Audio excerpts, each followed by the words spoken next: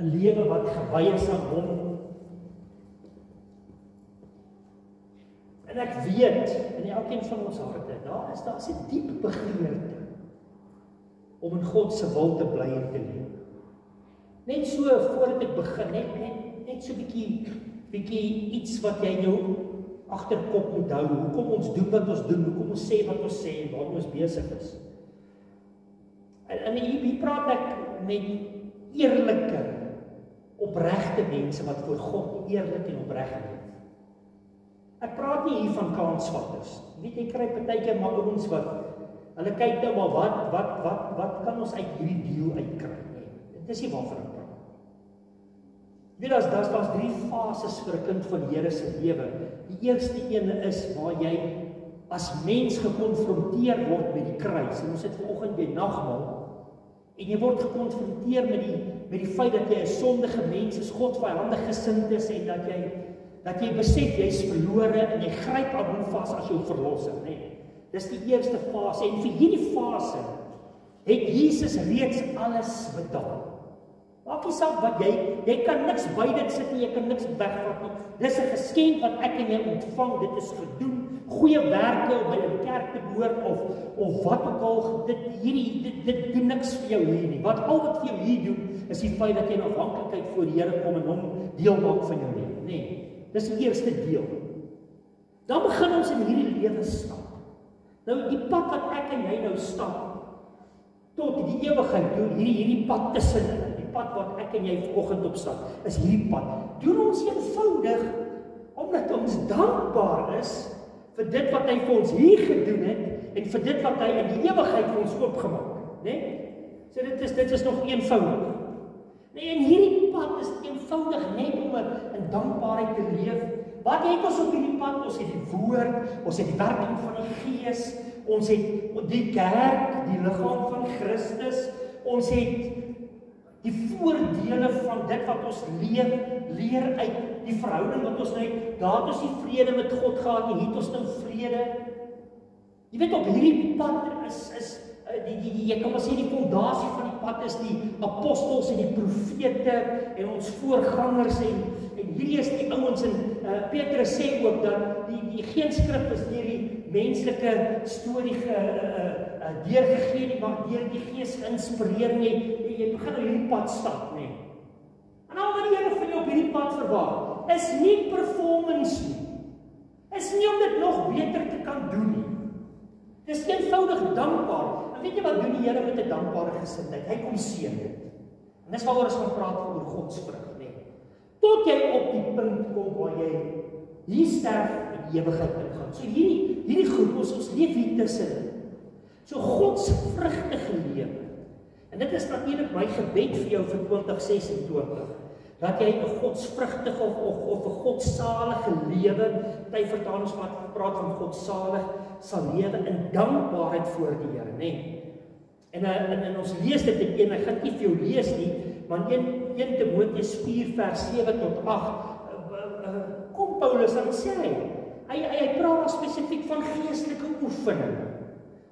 En dan sê hy, liggaamlike oefeninge het nut, maar godsaligheid of godsvrug het vir jou nut vir nou en vir die toekoms.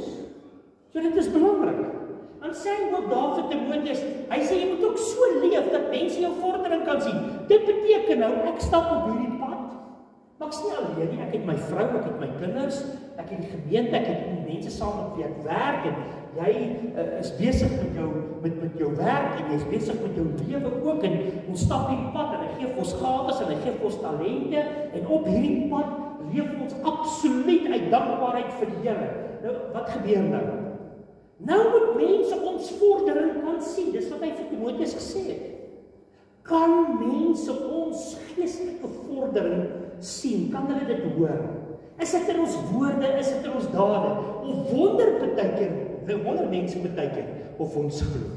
Dis 'n vraag wat geldige vraag, nee. So wat ek vir jou vra, dit is, ek gaan so 'n paar goedjies herhaal van die oudjaarsnagdiens ook, maar ek vra dat jy hierdie heilige balans tussen glo en reg te glo en reg te leef voor God sal vind. Die mens moet 'n ritme kry in dit.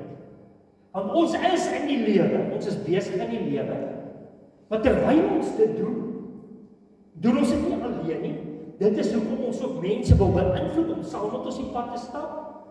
Ons wil ook graag hê mense om ons moet ook by die kruis, hulle word gekonfronteer met die kruis, dan vat ons hulle saam, ons begin hierdie pad stap. Jy sien, dit is daai balans tussen reg glo en reg lewe, wat 'n godsvrugtige lewe vir jou oopmaak. En dit is nie so moeilik nie. Partykeer dink mense, hierdie gaan nou 'n tolorde wees, wat hierdie ou volgens vir ons hoe dit is nie. Jy gaan nou sien. So dit is ek noem dit 'n genadige, dankbare, gedrewe reaksie op wie God is en wat hy doen. En dit is wat die nagmaal ook doen. Dis ons reaksie op wat hy gedoen het, wat ons in geloof aanvaar en wat nou deel word van ons lewe, soos wat Jesus ook gesê het, dit is tot julle voordeel. En ook hy het met mense gepraat wat gewone mense was. Dis nie net uit vir spesifiekes nie. Dit was gewone mense, soos ek en jy. Dis 'n eerlike, en soos wat ek net al gesê het, sonder 'n tipe van wat kry ek uit dit uit, of wat beteken dit vir my, want dit is mos die ding van ons dag. As jy nie iets uitkry nie, stel dit nie belang nie. As daar nie een of ander iets vir jou in is nie, jy weet, dan dit is weer, hier is 'n eerlike pad voor die Here wat jy stap, nê? 'n lewe vol lof en aanbidding. En jy gaan teenkanting beleef. Dit word vir ons gesê in 2 Timoteus 3:12, al die skrifgedeeltes gaan op die goed idee kom, nê. Hy sê dat as jy godsvrugtig wil leef, dan sê hy, sal jy vervolging beleef. En weet jy wat jy beleef, dit sommer partykeer van jou eie geliefdes, jou eie mense, die ouens waar jy werk, die ouens wat jy dink jy ken, is partykeer die ouens wat jou, dat jy bietjie gas gee, omdat jy 'n gelowige is. En dit is ons moet weet, daar's 'n geestelike stryd en die vyand wil dit ook so hê. Maar in 'n godsvrugtige lewe kan jy vasbyt en vas staan en mag dit vir jou so wees hierdie jaar wat voor jou lê. Ek sê dit baie keer.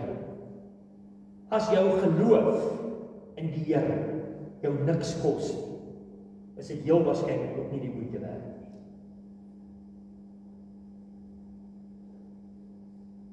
Mens vat partykeer die shots, omdat jy gelowig is, kind van Here is.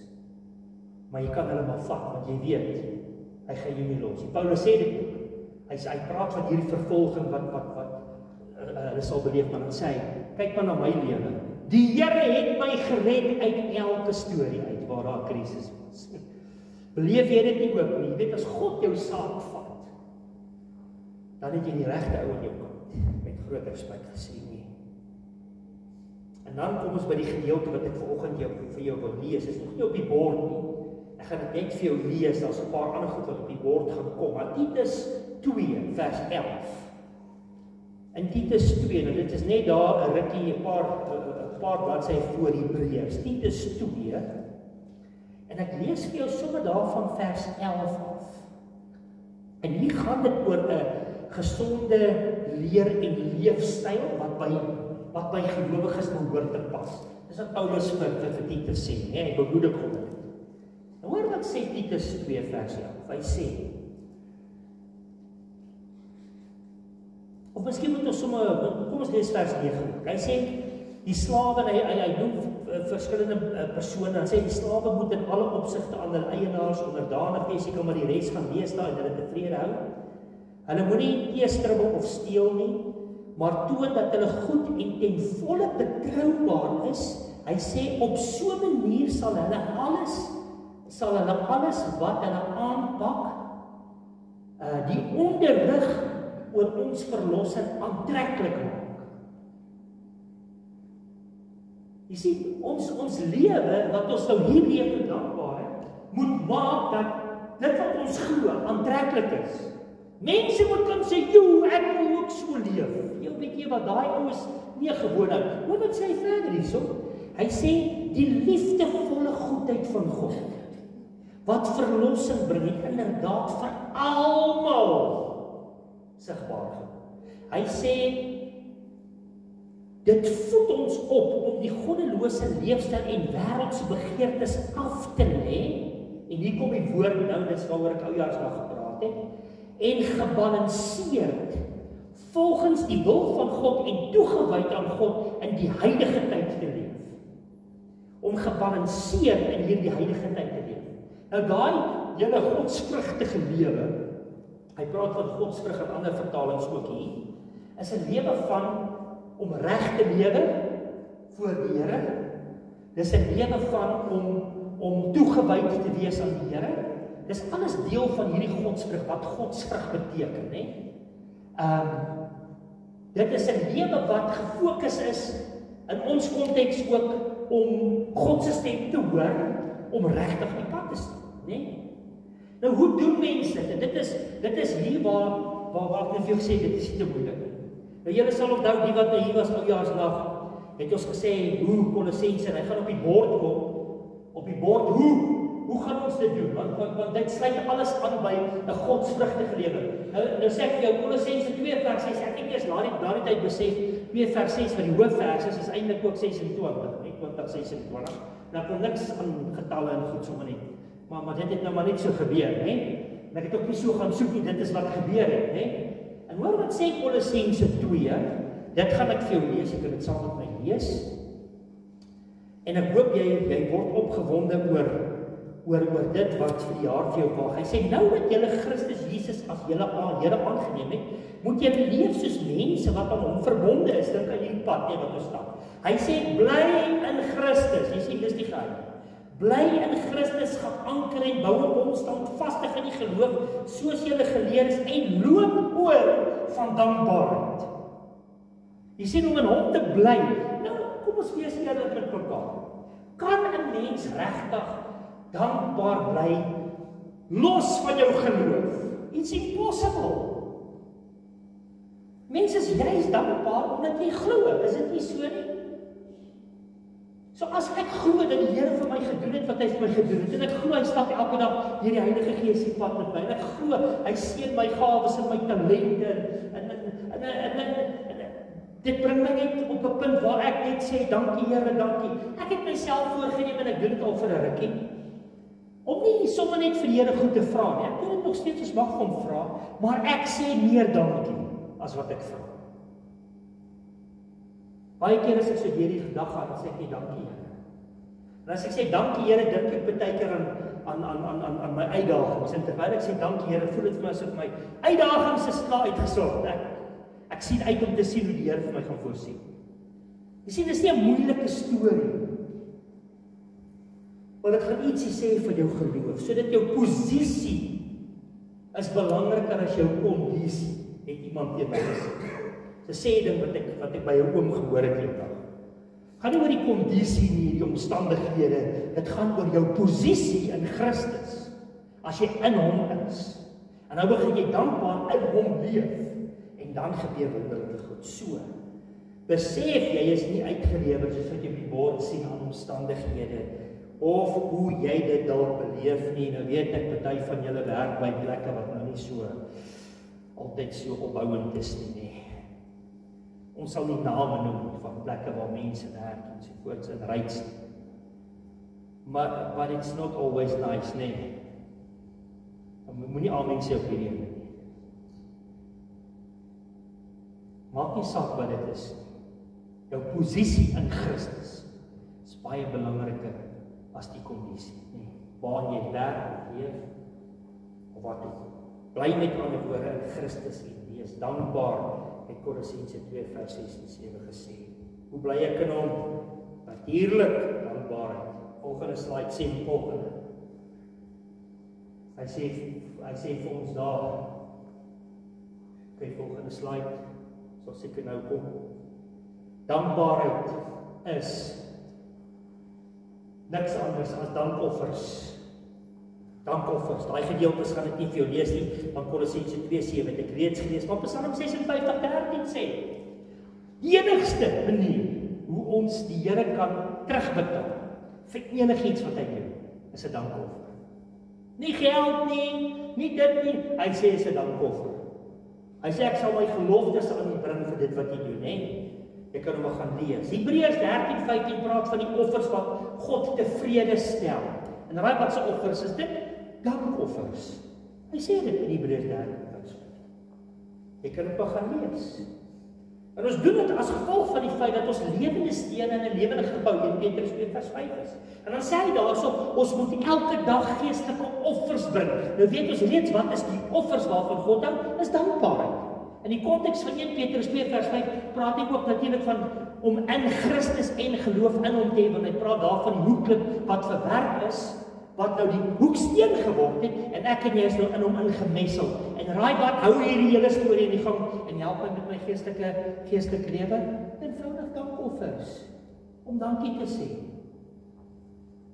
Miskien kan jy sê, maar hoe kan ek nou dankie sê vir dit? Jy sê net eenvoudig, Here, dankie, ek weet jy gaan voorsien. Jy is in moeilike omstandighede, hy sê vir ons in elk geval, die volgende gedeelte in 1 Tessalonisense 5:18 sê, om dankbaar te wees, is die wil van God in Christus Jesus vir julle, nee. Hy sê in alle dinge, nie so sê, nie so seer vir alle dinge, so dit beteken eenvoudig, ek stap hierdie pad van my, dinge gaan dalk nou nie lekker nie, so ek sê net, Here, dankie dat ek weet jy voorsien, of ek sê net, dankie Vader, ek weet ek sê die hand. Jy sê, dis geloof, dis vertroue, want jy sal dit nie sê, jy sê nie kan dankie sê as jy nie glo nie, jy sê nie goed is gekoppel. Dankbaarheid is die reaksie om in hom te wees en natuurlik in hom te glo, soos wat ek nou net gesê het. 'n Paar gedeeltes wat ek net wil noem, ek oujaarsdag genoem, ek sê dit vir jou weer. Markus 11 sê vir ons moet geloof in God hê, vers 22, nou kom vers 24, en dan sê hy, as ons vir die Here iets vra, moet ons dit op so 'n manier doen, asof ons dit klaar gekry het. Hoe's dit? Ek sê dankie. Is dit nie so nie? So daar's 'n paar voorbeelde wat ek net so vinnig vir jou genoem, nê. Dankbaarheid is onmoontlik as jy byvoorbeeld nie nederig afhanklike gesindheid voor die Here het nie. Dit is want dit is deel van jou geloof. Jesus kom, dis 'n paar voorbeelde. Jesus dank, hy vat die brood, hy dank, hy breek dit en hy stel die nagmaal in. Maar interessant, hy sê eers dankie of hy seën dit, sê party vertalings, nê. Ons lees ook byvoorbeeld van hy dank en breek die brood vir die Emmausgangers in Lukas 24 en daarna gaan hulle oë oop. Want toe hy dankie sê en die brood breek, toe gaan hierdie ouens se oop en toe sien hulle toe erken hulle vir Jesus, né? Daar's iets aan dank wat Jesus self gedoen het. Jesus kom op 'n plek, dan sê hy, of nie op 'n plek nie, met Lazarus toe hom opgewek het uit die dood uit. En wat is die gebed wat hy bid voordat hy vir Lazarus sê, kom uit? Hy sê, dankie Vader. Hy begin met dank. Hy sê eintlik, dankie Vader vir hierdie geleentheid, sodat U verheerlik sal word. Jesus het hierdie danklewe geleef, as 'n voorbeeld ook vir ons. Ons sien as Paulus gebruik die woordjie dank as hy ook praat oor die nagmaal. Ons lees dit in 1 Korintiërs 11:16 praat hy van as daar by die tafel as dit geseën of gedank word, en dan praat hy ook in hoofstuk 11 waar hy verduidelik. En dan hy sê iets interessant van die nagmaal in hoofstuk 11. Hy sê die Here het dit spesiaal vir hom gewys. Hy sê in die nag wat Jesus verraai is, het hy die brood gevat en wat gedank, gebreek en gesê dis vir julle. Net so ook die beker na die een. Iets van die liggaam van Christus, iets van om in hom te wees, iets van hierdie dankbare pad wat ek stap saam met die Here, maak sin vir ons in geloof, en ek hoop dit maak soveel sin vir 2026. Ons kan op 'n punt, met ander woorde, kom as dit kom by die nagmaal, waar ons, die betekenis is eintlik, ons eet sy liggaam, ons drink sy bloed, dit is net simbolies, nee. Is eintlik om dankie te sê vir dit wat hy doen en die deurbrake, want dit is vir ons, Boodskap Bybel sê, tot ons voordeel gedoen. Met ander woorde, dit gaan vir my iets inbring, nie by die gesindheid van ek doen dit nou sodat ek gaan 'n nagmaal gebruik, want omdat ek nou nagmaal gebruik, Here, moet U asseblief nou my week vir my uitsorg nie. Dis die verkeerde gesindheid. Dis nie om iets uit, dit gaan oor hierdie verhouding in hom, 'n dankbare verhouding. En weet jy wat, die Here sal dan vir jou dinge ook uitsit. Ek het al 'n keer in my eie lewe gesien, en ander mense se lewens gesien. So daai hele gedeelte in Kolossense 2 vers 6 wat ek nou praat van 2026. Sê hy, ons moet in hom wees, ons moet dankbaar wees, as ons verder lees, dan sê hy, dat ons moet onsself afsterf, ensovoorts, is eintlik so mooi opsomming van Paulus se teologie daar, en dan kom hy op 'n punt waar hy ook sê, moenie dat jy deur mensgemaakte godsdienstige goed, en selfs mitiese goed, weggetrek word van dit wat regtig, waaroor dit regtig gaan nie, want dit gaan oor Christus. Hy is die een. Dit gaan nie oor die gewoontetjies nie, dit gaan nie net oor die gawes nie, dit gaan oor die gewer van die gawes. Dis dit wat ons lewens anders maak en waarop ek en jy kan vertrou. So dit gaan meer oor dank as, en ek gebruik sommer nou maar die Engelse woord want hy pas nou mooi. Dit gaan meer oor dank as die maand. Is dit nie die woord van ons dan? Hy die maand is. Almal wil iets die maand, maar hulle wil niks doen. Nee, dit is mis wat dit is nie. Gaan meer oor net om dankie te sê. Baie keer kom ons met die goed met die Here toe ook. Jy weet, as mense wat die skrif gebruik, en dan haal die skrif aan in hulle gebed, en dan sê dit asof hulle omdat die skrif gebruik, moet die Here dit nou eenvoudig net doen. Dit is nie hoe dit werk nie. Dis mos nie 'n spontane, liefdevolle verhouding moet so werk nie. Jy werk nie so met jou huismense nie. Nou net as jy so met hulle gewerk het, hulle sal vir jou, hulle sal nie wees vir jou. Kom ons sê dit weer. Maar ons doen dit baie keer met die woord, ons doen dit baie keer met God. Ek het op Psalm 23 gebid, of ek Jeremia 29:11 op my kar laat skryf, nou moet dit net goed gaan. Dis die maand. Dis nie hoe dit werk, dis hoe 'n verhouding werk nie, né? Volgende slide, ek dink dis die laaste een. Dis wat ek vir jou wil sê, dis wat ek oujaarsdag ook gesê het. Vind dus hierdie heilige balans of ritme, waarvan ek nou gepraat het op die pad wat ons stap. Vind daai heilige balans of ritme, wat lei na godsvrugtige lewe, en dit begin eenvoudig net, begin in jou denke. En hier kom dit nou, nee. Jou denke moet bestaan uit dank aan God. Maak jou kop vol met dankie sê vir God. Eindelik wat ek vir jou sê. Doen dit vir 2026. Dit sal beteken, jy is natuurlik in Christus, anders sal jy dit kan doen. Denke moet bestaan uit dank aan God, en jou dade, en hierdie denke met jou dade, hierdie dank aan God met jou dade, dan sal jou dade rig. En weet jy wat sal God doen? Hy sal dan doen wat jou denke oortref. En ek het skrif in. Dis presies wat Efesiërs 3 vers 20 en 21 sê. Hy sê dan sal maar God ver meer doen, as wat jy kan dink, of selfs dink om te bid, of te vra verskillende vertalings. Hy sê, dan mag hy ver meer doen, as wat jy selfs dink. Hoekom? Want jou denke word vol van dank. Hoekom sê ek dank? Want die vers 21 sê, die kerk wat aan Christus Jesus behoort, kan miskien stal, kan hy sê nee, hy sê moet die Here prys. In die imperatief. En om God te prys beteken eenvoudig, ek sê dankie, is dit nie? Want lof is dank vir dit wat hy doen, en aanbidding is dank vir wie hy is in jou lewe. En dan kom die Here, hy het 'n manier, ek weet nie hoe dit werk nie, maar hy het 'n manier om eenvoudig net dinge te laat neerkom. Waar sien ons 'n baie goeie voorbeeld in die evangelies hiervan? Ek gaan dit net vir jou vinnig noem, Johannes 15. Johannes 15, die ware wynstok en die loot, julle ken die storie baie goed. Wat is die voordeel, met ander woorde, om in Jesus te wees? En omdat as jy in hom is, as jy die kans kry om in hom hierop, wat gebeur? Opwees die Here, dankie. Dankie, ek kan die pad nou stap. Dankie vir die ewigheid. Wat is die voordele wat ons kan alles raak lees in Johannes 15, jy kan dit self gaan doen. Eerste een is baie vrugte. Hy sê, as ons in hom is, sal ons baie vrug dra. Op een plek sê hy, dit wat ons vra sal ons kry, beantwoorde gebede. Wie van julle wil hê die Here moet hierdie jaar jou gebed beantwoord? Niemand gaan sê nee, nie almal gaan sê ja. Is dit nie? Maar jy moet in hom wees. Hoe doen jy dit met 'n dankbare gesindheid? Wat doen jy die hele tyd? Dink dank. Dan word jou dade gerig en dan kom goed te doen hy meer, as wat jy self dink of kan bid om te doen, né?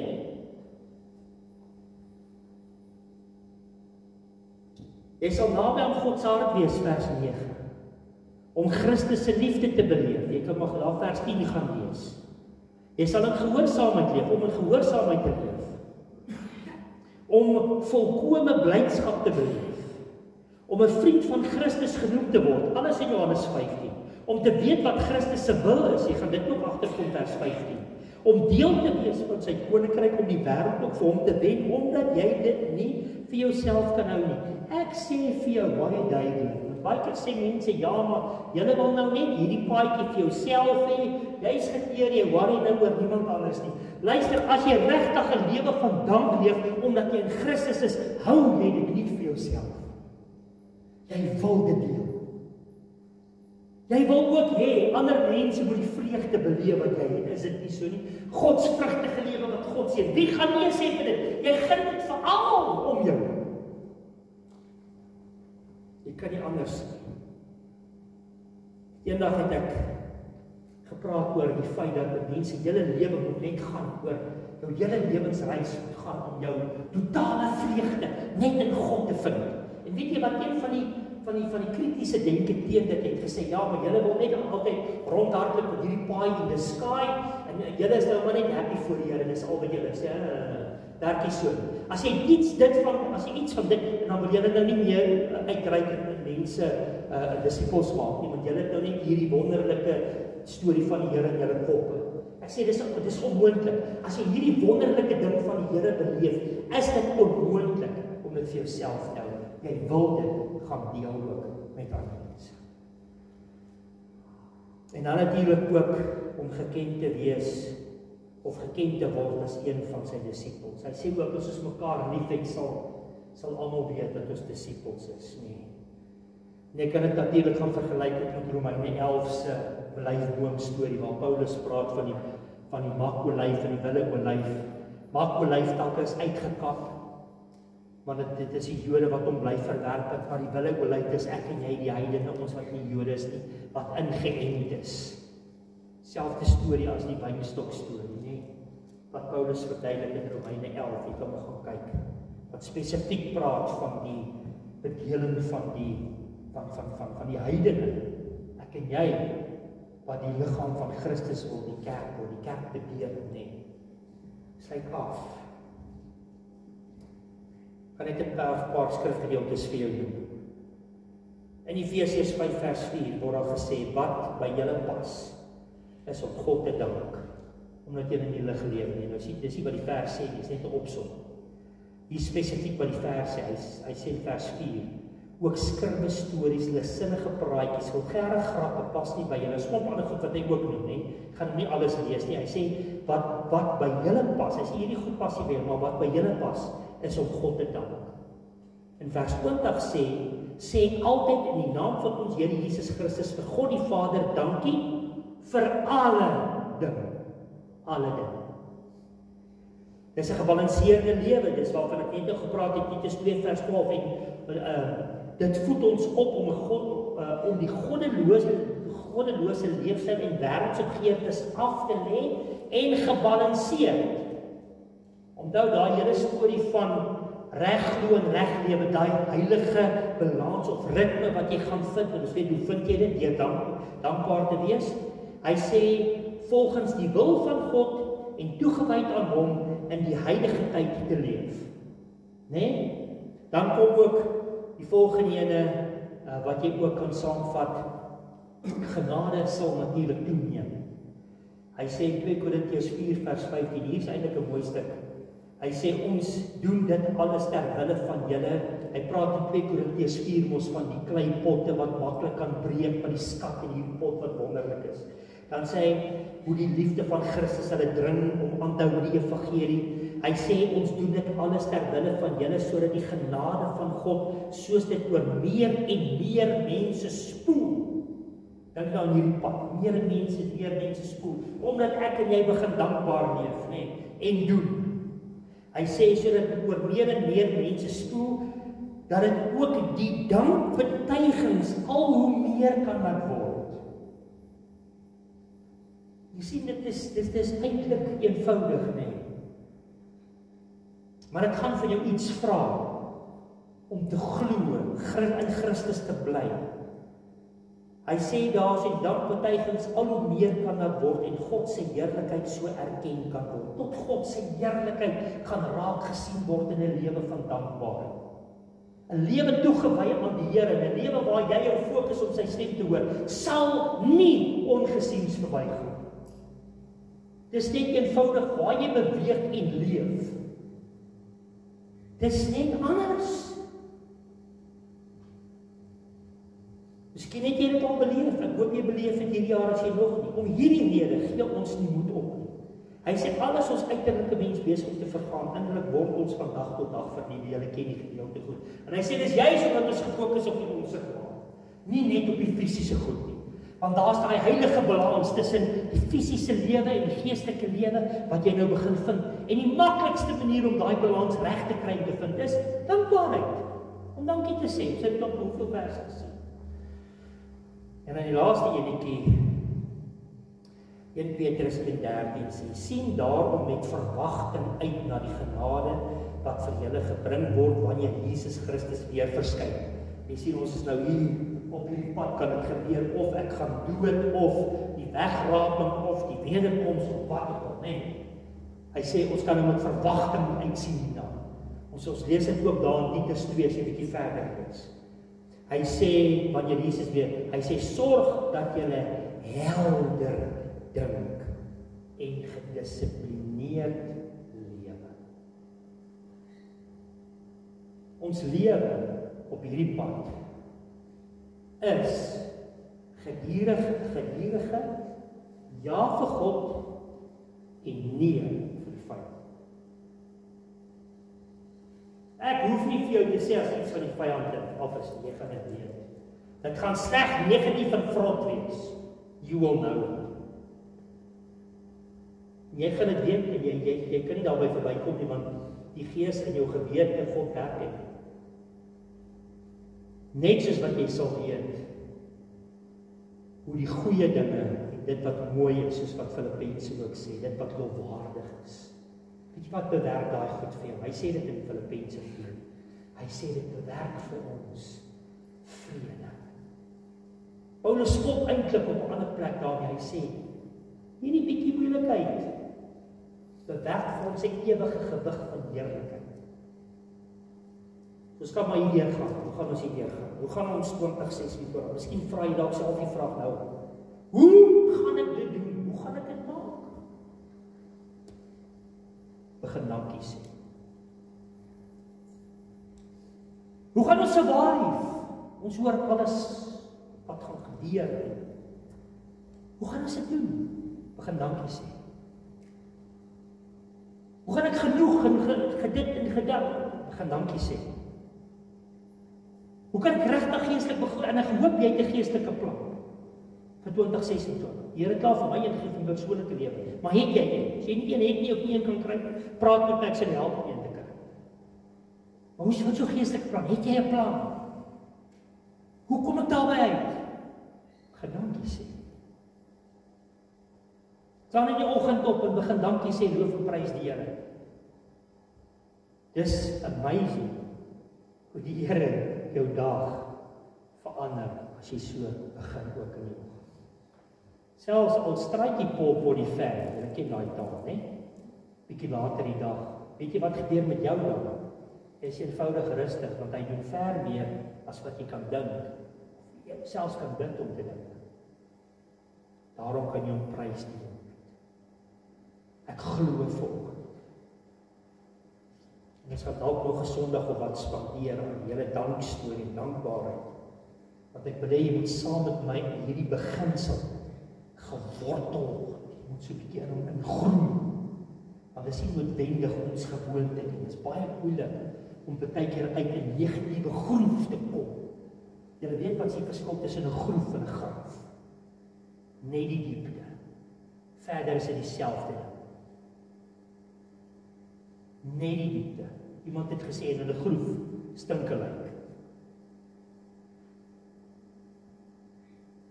Harde woorde. Of daar sal vir ons wat hier in, jy sê hier in hierdie negatiewe groep, en jy kan net nie uitkom. En toe kom jy daar uit. Dankbaar. Kan jy vir die Here dankie sê? Ons gaan oor na die nagmaal. En ek gaan 'n gebed doen, en dan wil ek jou 'n geleentheid gee, net rustig daar waar jy sit. Miskien om so 2 of 3 dinge wat dalk in jou gedagtes opkom, waarvoor jy kan dankbaar wees. Ek meen, wanneer laas het jy dalk gesê dankie Here vir dit of dat? Miskien kerm en kla jy net by die Here. Dit is ook okay, dis die beste persoon op waar 'n mens kan kerm en kla, nee. Maar wanneer laas het jy dan sê vir hom 'n bietjie dankie, sê vir hom dankie vir jou vrou, dankie vir jou kinders. Dankie vir jou die plek waar jy kan bly, die werk wat jy dalk het, sê vir hom dankie vir dat jy hier kan wees. Dankie dat jy kan asemhaal. Dankie dat jy gesond kan wees. Maar kom ons sê vir hom sommer dankie vir 'n klomp goed, maar die meeste van alles onder die nagmaal is. Kom ons sê vir hom dankie vir dit wat hy vir ons gedoen het hier. Wie gekonfronteer is, dalk word jy gekonfronteer vanoggend by die kruis. Miskien besef jy, joh, maar weet jy wat? As ek na hierdie paadjie kyk, dan jy weet nie lekker waar jy is nie. Jy weet nie waar om te begin nie.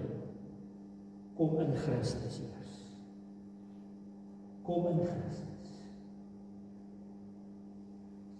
Dan vertrou jy die Here saam met my. Vir 'n deurbraak. Dis my gebed vir jou. Kom ons bid saam. Hemelse Vader. Dankie.